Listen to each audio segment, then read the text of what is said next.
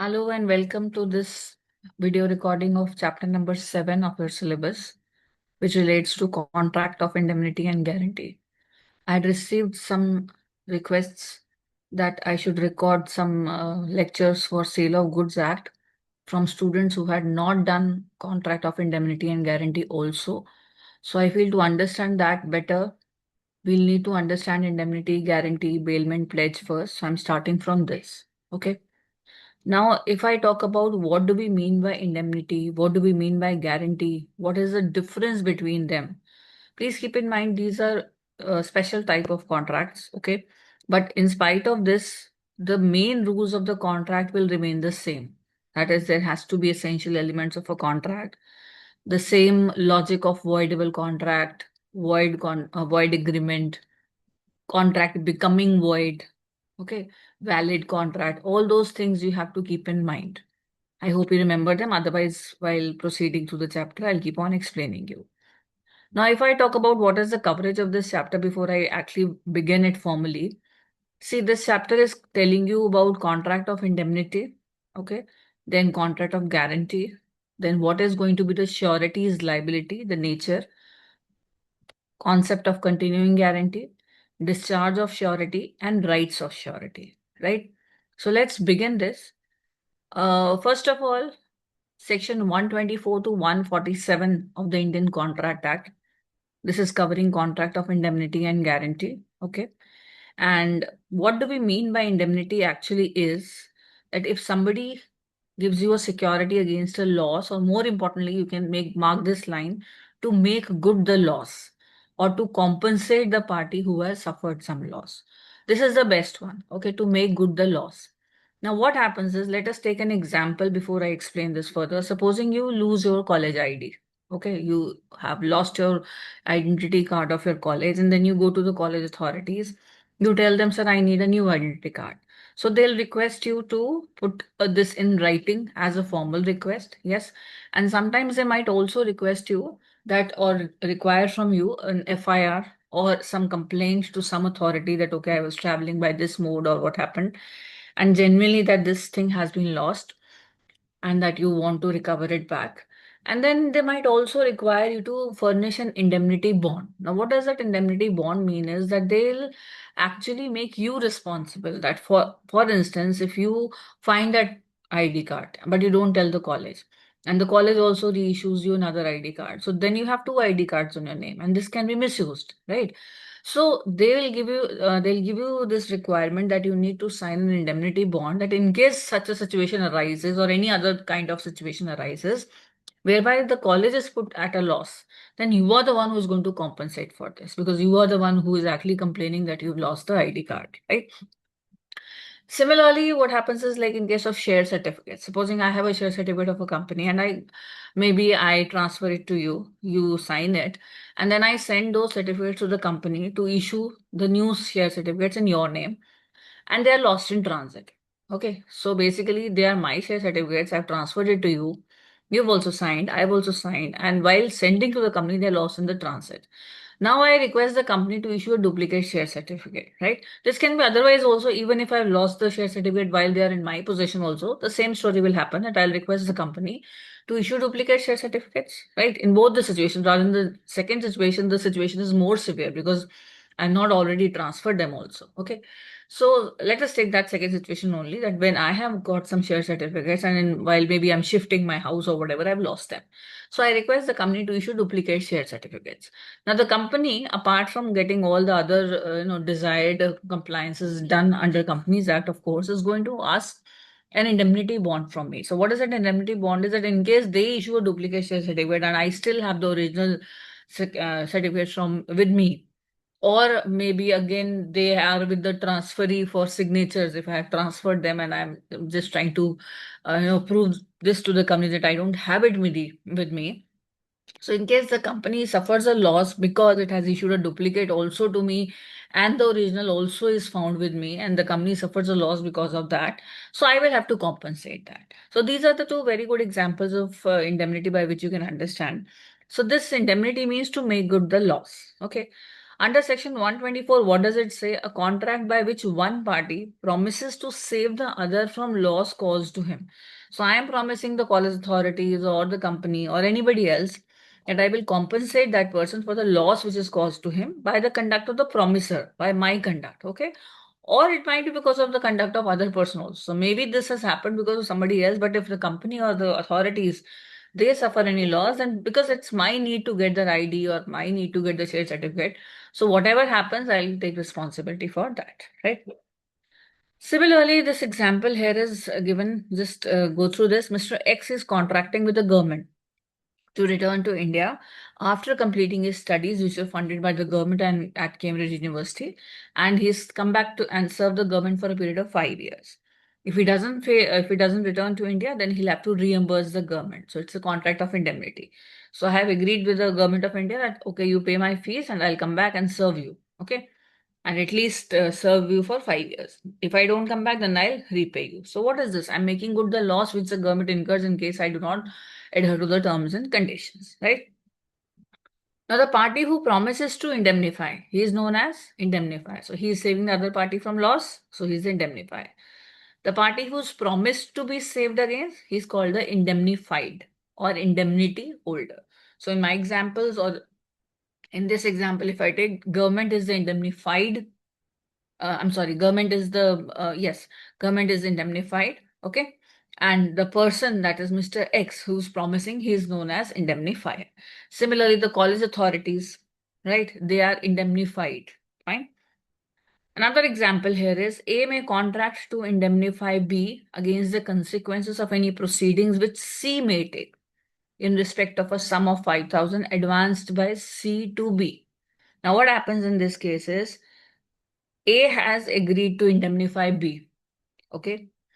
Why? So that if C is taking any proceedings against B, then A will suffer the loss. And why he might take? Because of a loan which has been advanced by C to B. Now let us take understand this example a bit more properly. So let us take this C.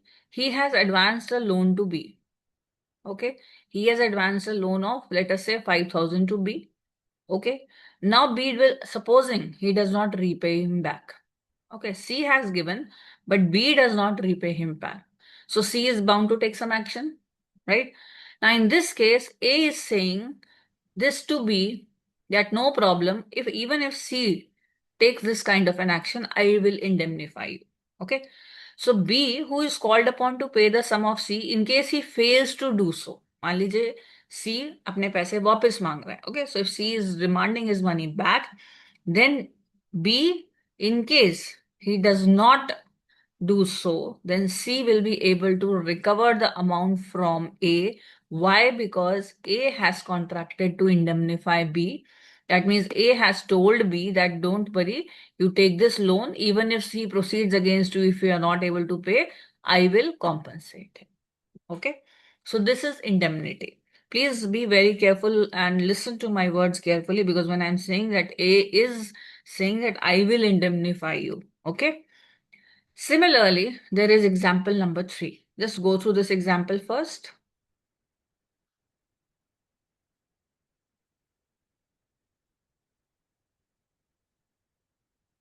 Now, X has agreed to indemnify Y for any loss or damage that may occur if a tree on Y's neighboring property blows over.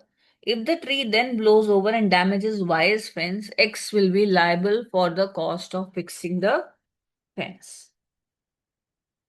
So X is promising Y for any loss which might happen to Y. In short, this is what is happening. Okay. Now, let us understand that the definition of indemnity restricts the scope of contracts of indemnity in as much as it covers only the loss caused by the conduct of the promiser himself or the conductor of any other person. That means if I have not repaid you, then the third party who has agreed to indemnify will come up. Or maybe if I had contracted with you that Mr. A will give you this much and Mr. A has not given, and Mr. D had contracted to indemnify, then Mr. D will indemnify. Okay. So this is very important.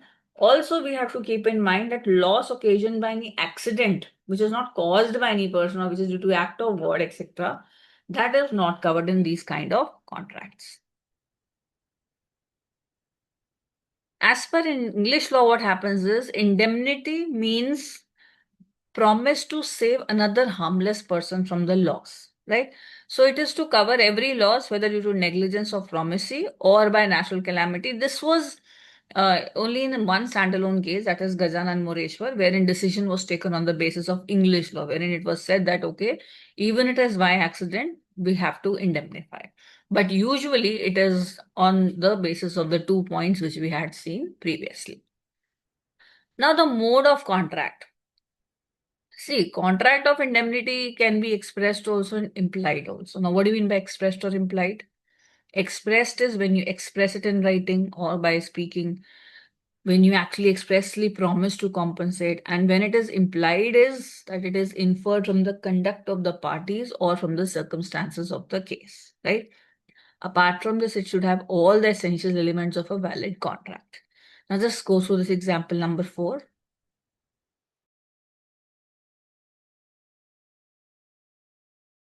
Now, what happens in this example is that A is asking B.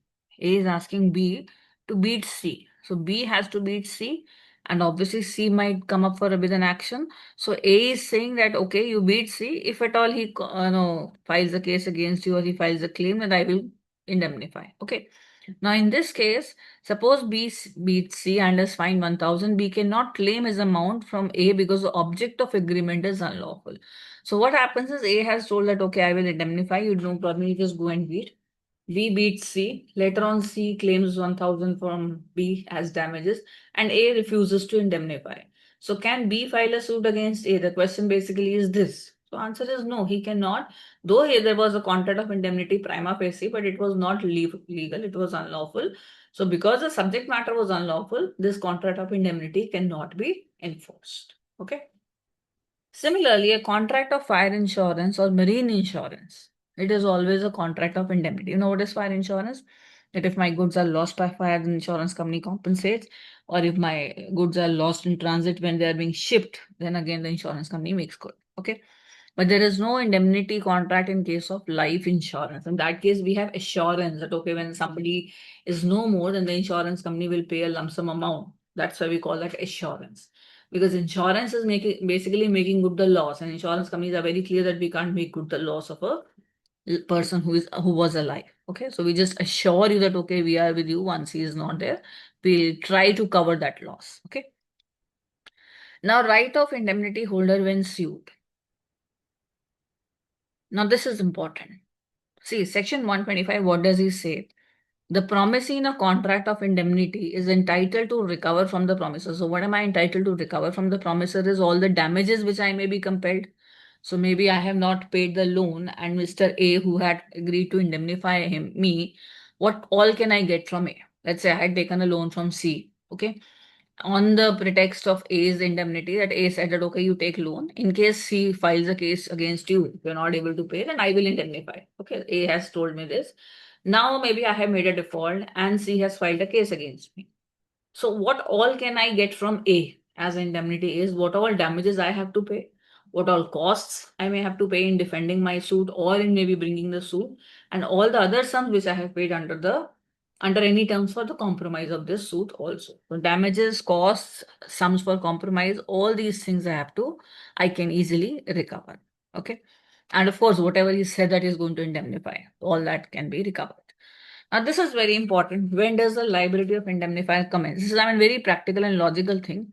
I would request you to just read this paragraph first. Read this example first.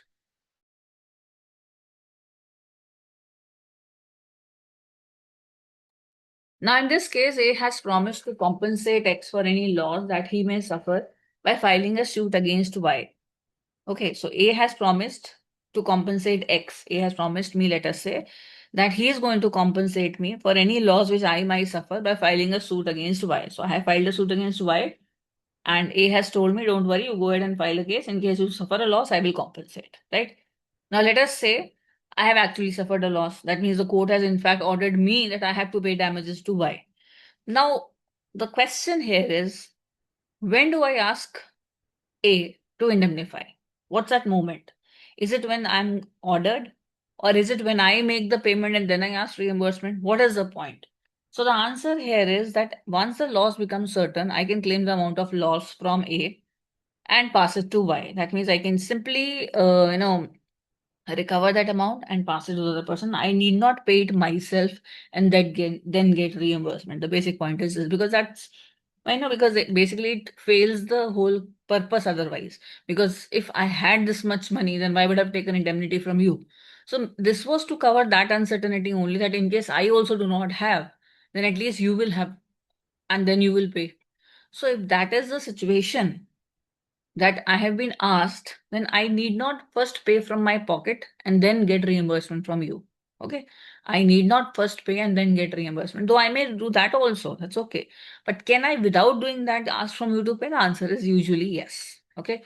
So for this, we have an explanation also. So this explanation says that once the liability of the indemnifier becomes absolute and certain, his liability commences. Okay.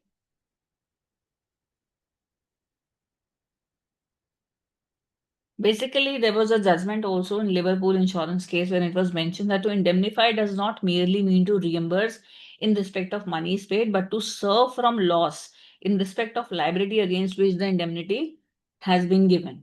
If it be held that payment is a condition precedent to recovery, the contract may be of little value to the person to be indemnified, who may be unable to meet the claim in the first instance. The similar observation was made in Gajanan Mureshwar also, wherein it was held that if indemnified had incurred a liability and that liability is absolute, he is entitled to call upon the indemnifier to save him from that liability and pay it off. So, Contract Act does not specify where the commencement happens, but different courts have actually laid this down in different judgments, right?